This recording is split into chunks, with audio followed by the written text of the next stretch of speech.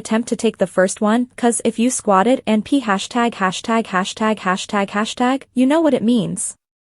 Do not waste your time going by Brother Love. Brother Love is not an appropriate code name. Homeland Security raided Diddy's Miami and Los Angeles residences in March.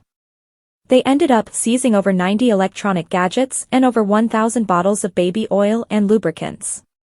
During Diddy's bail hearing, prosecutors accused him of using his riches and influence to bully and insult women. He frequently hosted freak-offs, exclusive parties filled with drugs, violence, and coercion using commercial sex workers.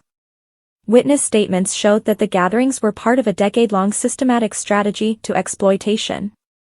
The seized equipment include cloud storage accounts, thumb drives, and a surveillance system from Diddy's homes that is thought to contain incriminating information.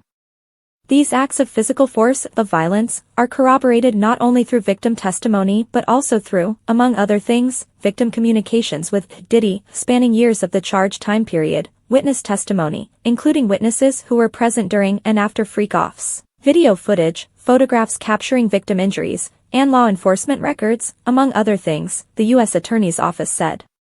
The same is true for Diddy's coercion. The correspondence between Diddy and several victims, including those sent as recently as this year, demonstrate victim resistance to participating in freak-offs despite Diddy's aggressive techniques. Diddy's years-long use of force and coercion demonstrates dangerousness. Diddy has pled not guilty. No trial date has been scheduled. Diddy's arrest footage surfaced as he was placed on suicide watch. Diddy was denied bail after being indicted with sex trafficking, racketeering conspiracy, and transportation to engage in prostitution.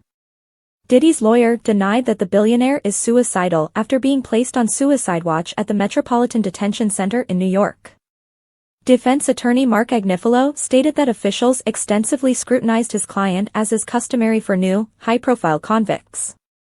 He is not at all suicidal, Agnifilo told TMZ. Diddy, real name Sean Combs, was arrested on Monday, September 16, for sex trafficking, racketeering conspiracy, and transportation for prostitution. A video of his arrest was released on Friday, September 20. The indictment accused Diddy of participating in a persistent and pervasive practice of emotional, physical, and sexual abuse. According to authorities, Diddy and his collaborators used the power and prestige of his economic empire to intimidate, threaten, and entice female victims into his orbit. For decades, Sean Combs abused, threatened and coerced women and others around him to fulfill his sexual desires, protect his reputation and conceal his conduct, according to the charges. To do so, Combs relied on the employees, resources and influence of the multifaceted business empire that he led and controlled, creating a criminal enterprise whose members and associates engaged in and attempted to engage in, among other crimes, sex trafficking, forced labor, kidnapping, arson, bribery and obstruction of justice. Diddy pled not guilty on Tuesday, September 17. His lawyer denied all wrongdoing. "We are disappointed with the decision to pursue what we believe is an unjust prosecution of Mr. Combs by the U.S. Attorney's Office," Agnifilo told the crowd.